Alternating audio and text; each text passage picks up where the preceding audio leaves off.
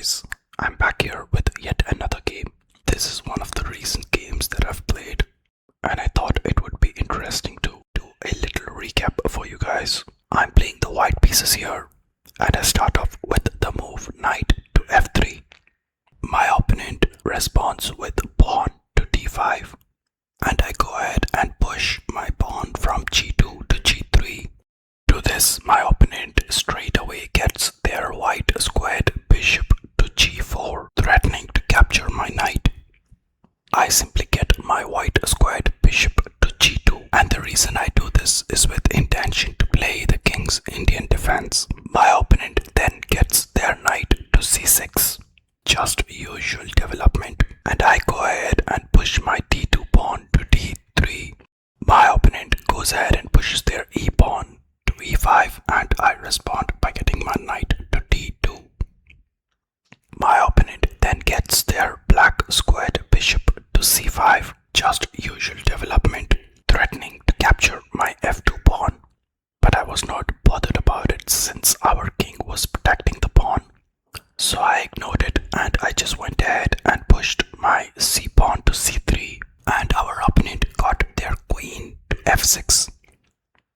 The reason I pushed our c2 pawn to c3 is with intentions to get our b pawn to b4, threatening to capture their black squared bishop, and hence I went ahead and did that.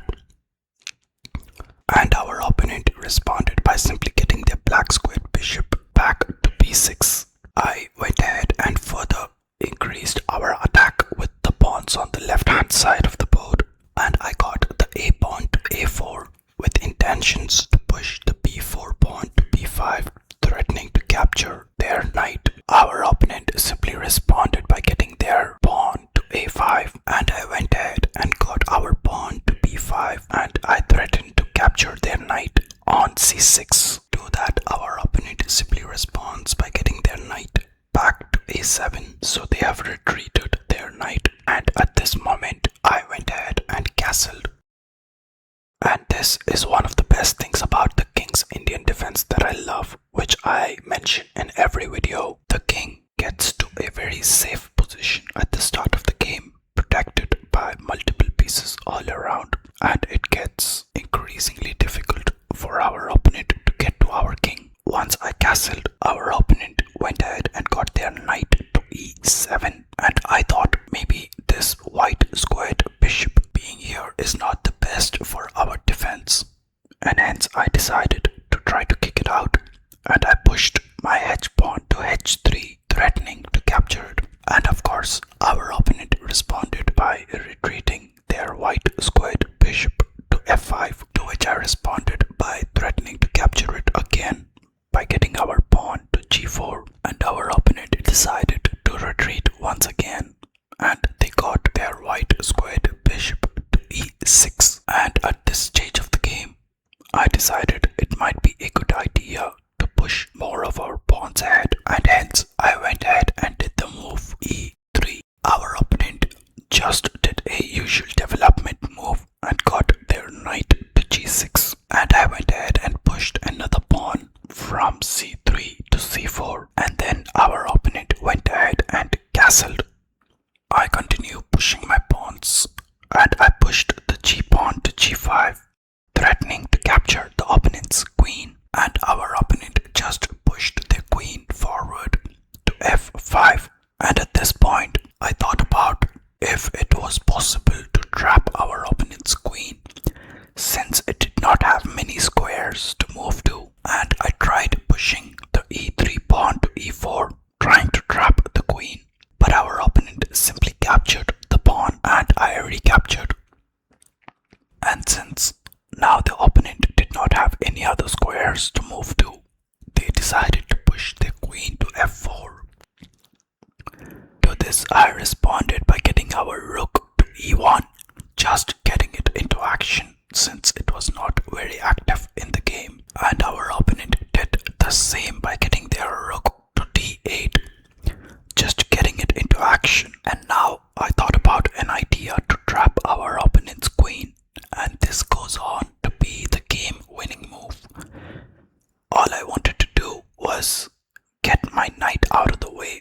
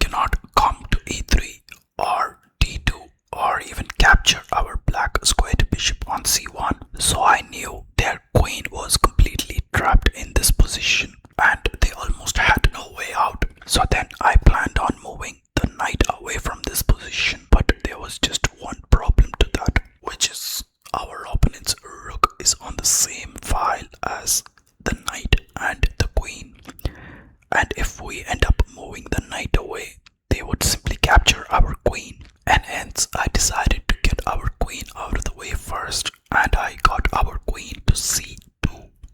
And I'm not sure if our opponent had noticed this, but they went ahead and got their black squared bishop to f2 and captured the pawn on f2 while also giving us a check. I simply went ahead and captured their black squared bishop, and they responded by capturing our knight, which was on d2. Now, I believe our opponent played the last few moves with the intention to kind of fork the queen against the king and end up winning the queen. But they probably failed to notice that the square was also being covered by our black squared bishop. And this blunder ends up costing our opponent their queen. In this position, what I had to do was very simple. I had to capture the rook with our black squared bishop, and I went ahead and did that. Now look at their queen's position. It is completely trapped, and the only reasonable move for our opponent was to at least capture a piece before sacrificing their queen. And so they went ahead and did that. They went ahead and captured our black squared bishop on d2, and we recaptured with our queen. And from this position, things really started to go south for our opponent. Our opponent got their knight to f4, trying to get closer to our king, and I simply went ahead and captured the free pawn on a5 with our queen, while also threatening to capture their knight on a7 and their pawn on c7. So I was really making my moves in order to capture pieces here. To this, our opponent responded by getting their knight back to c8, but that did not stop us from capturing the pawn on c7, so I went ahead and did that. And now bear in mind, I'm threatening to capture the pawn on b7, and I'm also threatening to capture the pawn on e5. Our opponent simply ignores all this and goes ahead and puts their knight on d3, giving us a check. I respond by getting our king to e2 while also protecting this rook and this knight. Our opponent then goes ahead and puts their knight on f4, again giving a check to us. I simply get the king back to f2. To this, our opponent responds by getting their knight again back to d3, and I believe our opponent was trying to get a draw over here, and they were trying to get a draw by repetition, and I had to stop it, and hence I moved our king to g3. Our opponent then goes ahead and pushes the h7 pawn to h6, to which I respond by simply capturing it, and they simply recaptured it. And this was in our favor since their king had no protection in front of it right now. I then go ahead and threaten to capture their knight since it was not protected, and our opponent simply retreats and gets it to f4. And now the pawn on e5 was free for the taking, and I simply went ahead and captured it, and this would allow us to get closer to our opponent's king as well. So I saw it as a good move. Our opponent continues giving checks with their knight, and they got it to e2 this time. I simply got our king closer to the knight by getting it to f2, threatening to capture it, and instead of moving it away, they simply protect it by getting their white squared bishop to c4 while also capturing a pawn in this process. I then decide to get our a1 rook into action, and I get it to c1, threatening to capture their white squared bishop. To this, our opponent responds by getting their knight to b6, protecting their white squared bishop. I decided to threaten the knight, which is on b6, by getting our queen closer to it. So I got our queen to c7, and our opponent decided to exchange pieces, and they captured our rook on c1, and I simply recaptured. A thing to be noted is that when you are down a piece in a game, it should not be in your best interest to exchange pieces, because that just makes your situation worse. But our opponent here goes ahead and continues exchanging pieces, and once I captured their knight on c1, they go ahead and capture our pawn on a4. Their white squared bishop was free for the taking, so I went ahead and captured their white squared bishop while also threatening to capture their knight. Our opponent just responded by getting their knight to safety to b2, and I got our rook to safety was threatening to capture our rook. At this point, our opponent was 2 pieces down, and one of those pieces was a queen. They had lost their queen, and they should have just resigned at this point, but they continued playing since they had some hopes. Our opponent got their rook to e8, threatening to capture our pawn on e4, to which I responded by getting our king closer to the pawn since I did not want to give away a free pawn. Our opponent then got their knight to d1, trying to fork our king and the rook. I simply decided to get our king to d3 to avoid that. Our opponent then decided to get their knight to f2, again giving a check, while also attacking our pawn on e4. I simply got the king to d4, and they went ahead and captured the pawn with their rook. Now since our king was under check, I decided to get it to d5, and they went ahead and got their rook to e2.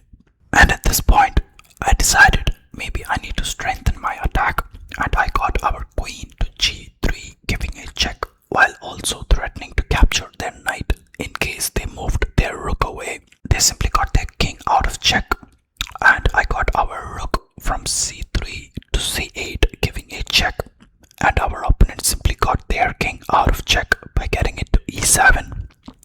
I then got our queen to c7 to give a check, and our opponent simply moved their king away to f6. I decided maybe it would be better for us to capture some of their pawns before ending the game, so I decided to capture the pawn on b7, which was completely unprotected. And then our opponent got their knight to d3,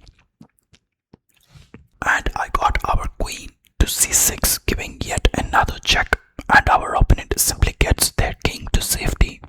And now I tried to threaten to capture their knight while also giving a check, hoping that we could win the knight, but our opponent plays a pretty good move and gets their knight to e5, blocking the check while also getting their knight to safety. But it was not fully safe because our knight, which is on f3, was already covering the square e5, and hence, since their knight on e5 was being attacked by our knight and our queen, but it was only protected by their rook, I went ahead and captured their knight. Our opponent responded to this by attacking our knight on e5, and I got our rook to c7, giving a check. Our opponent got their king to safety, and I got our queen to f3, pinning their pawn against their king. But in the process, I forgot to get our knight to safety, and it was being double attacked by our opponent, and hence they went ahead and captured our knight. This was a move I could have avoided. I really did not see that coming. Regardless, I got our king to safety since it was under check, and our opponent simply went ahead and captured the free pawn, which was on b5. And now I started attacking our opponent's king since it was pretty much cornered. I gave a check and they got their king to safety, and I decided maybe it's a good time to collect the pawn on h6 before giving a checkmate. So I went ahead and first got our queen to g6, giving a check, and when our opponent got their king to safety, I decided to push the queen to h6, giving a check.